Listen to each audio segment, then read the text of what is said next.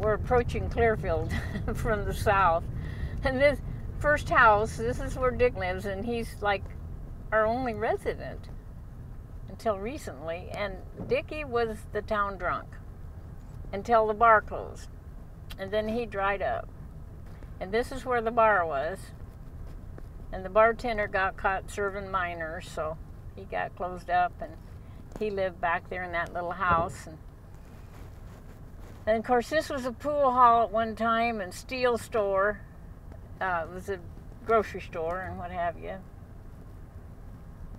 This is what they called St. Boniface Catholic Church, and it used to be a bustling church, and now they don't even have services here anymore. It's just a chapel. And then there's a cemetery. A lot of the neighbors are resting there. We were calving, and he hadn't been to town for a long time. I mean, he's just tied down. And he come in, it was a Sunday morning, and I said, you know, it's been a long time since we've been to church. And he looked at me and he said, every time I go out of that door, I go to church.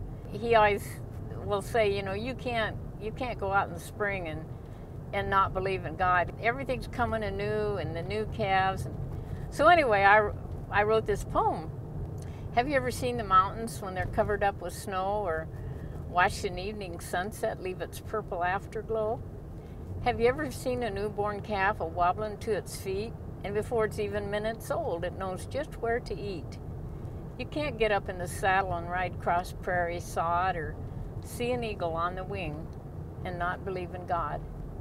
A cowboy doesn't worship in a building made of stone. He worships with his maker out with nature all alone. His church is in the great outdoors, the valley heaven's gate, and his favorite hymn's a coyote that's calling to its mate.